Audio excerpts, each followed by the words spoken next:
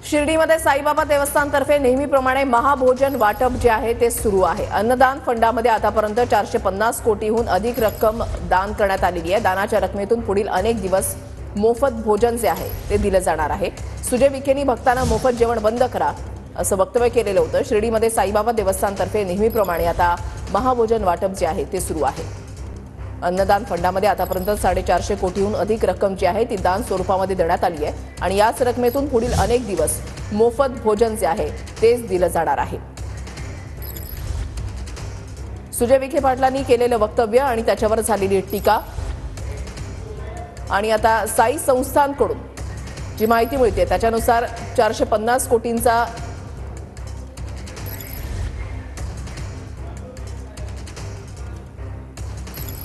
बोलताना भाजपचे माजी खासदार असलेले सुजय विखे यांनी असं एक वक्तव्य केलं की शिर्डीमध्ये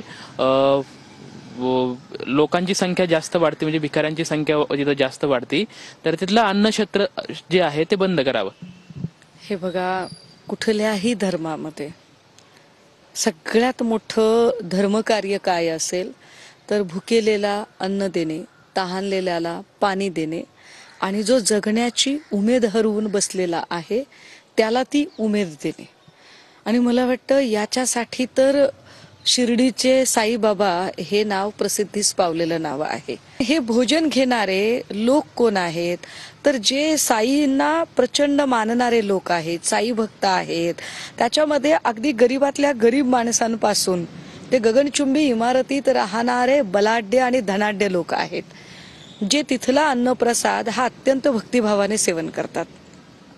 त्यांच्याबद्दल ज्या पद्धतीने सुजय विखेंनी म्हटलेलं आहे हे फक्त भक्तांचा अपमान करणारे नाही, तर साईबाबांनी जे तत्वज्ञान आयुष्यभर जपलेलं आहे, साईबाबांची जी मूलभूत सेवेची संकल्पना आहे त्या संकल्पनेला, त्या तत्वज्ञानाला सुद्धा छेद देणारा आहे।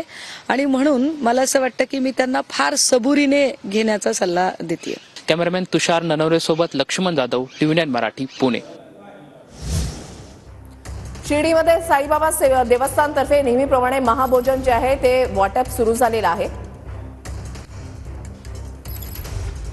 मनोज गाडेकर आमचे प्रतिनिधी आमच्या सोबत आहेत, अधिक माहिती त्यांच्याकडून जाणून घेणार आहोत। मनोज, सुजय विखेंनी वक्तव्य केल्यानंतर त्याच्यावर चहूबाजूनी टीका झाली आणि आता देवस्थानकडून असं सांगण्यात आलेलं आहे की 450 कोटींचा फंड जो आहे तो अन्नदानासाठी जमा झालेला आहे, महाभोजन सुरू झालेलं आहे।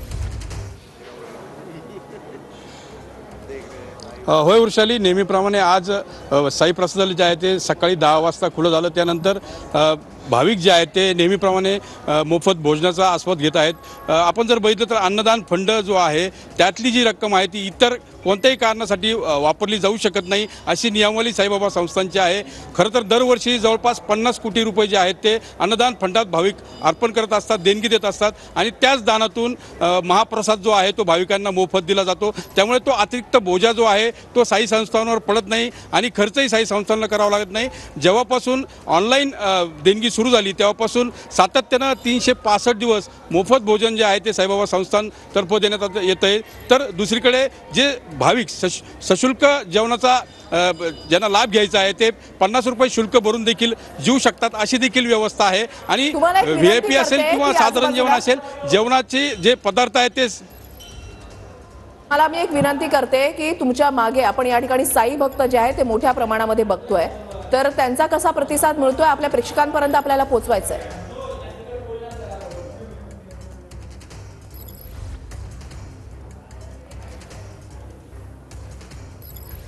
तरी दृश्य आपण या ठिकाणी पाहताय, साईबाबा देवस्थानतर्फे महाभोजन वाटप जे आहे ते सुरू झालेलं आहे। आणि वृषाली, आपण काही भाविकांशी बोलण्याचा प्रयत्न करूयात। खरं तर आप कहाँ से आए हो और साई का दर्शन लेने के बाद आप प्रसादालय में भोजन करते हो?